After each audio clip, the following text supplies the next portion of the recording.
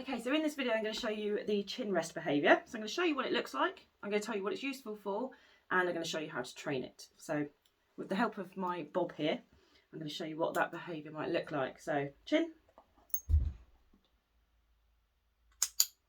So you hold your palm out and your dog has to rest his chin in your palm.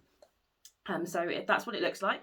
This is what it's used for. So Bob, you can use your marker signal with this one, or you can use a clicker like I have here. Although for this behaviour you generally want to be hands-free, so Bob also knows a marker word as well to mark that behaviour. So the reason it might be handy, Bob used to be very scared of having his ears.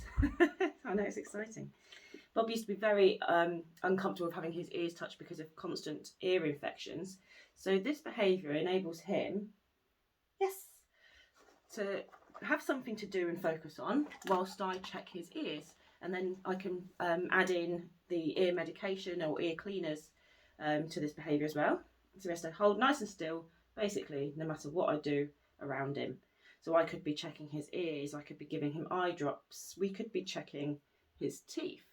So it's a really good behaviour. When animals feel in control of situations, if we're just going to hold him still and put these eye drops in, or put these ear drops in, or pull his mouth open and look at his teeth, he has no control over that, and dogs can feel very anxious when those kind of things happen. This behaviour gives him a little bit of control, because all the time he remains in position, he's actually giving me permission to go ahead. If he breaks from that targeting behaviour, that's basically his way of asking me to stop, and I will respect that and completely stop what we're doing. Yes. So like I said, it can be used for ear drops, eye drops, cleaners, toothbrushing, it can be used for general brushing, all sorts of things. So very, very handy behaviour to do. So how do we teach this behaviour with your dog? So first of all, you want to have a little treat pouch or a little pot of treats out of reach of your dog.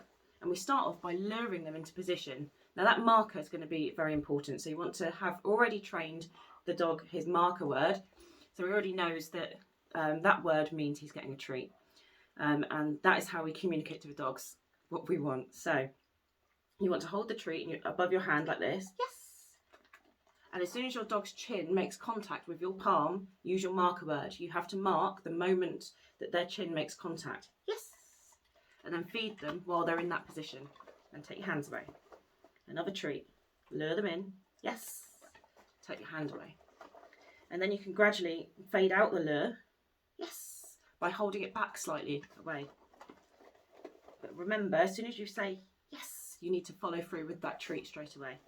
So do lots of repetitions of that. And very soon, yes, your dog, because of the effectiveness of that marker word, your dog will realise, my chin needs to be on your hand to make her say yes, which means I get a treat. Yes. Once you've got that, you then start to build duration on it. So you might just hold off for half a second before you say yes.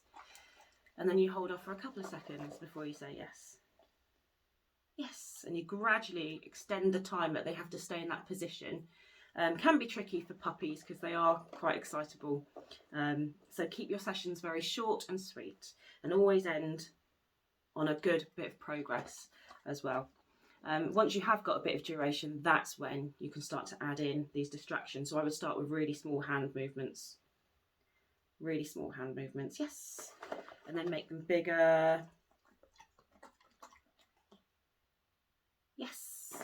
And then you can add in things like your ear cleaner bottles and things, but take it really slowly. And remember that when your dog breaks from that position, that's him asking you to stop doing what you're doing. That gives the animal a sense of control, yes. And really helps to build that trust and that relationship you have with them. So I hope you enjoy getting your dog to learn something new, and I hope it's very useful for you guys as well. Thank you.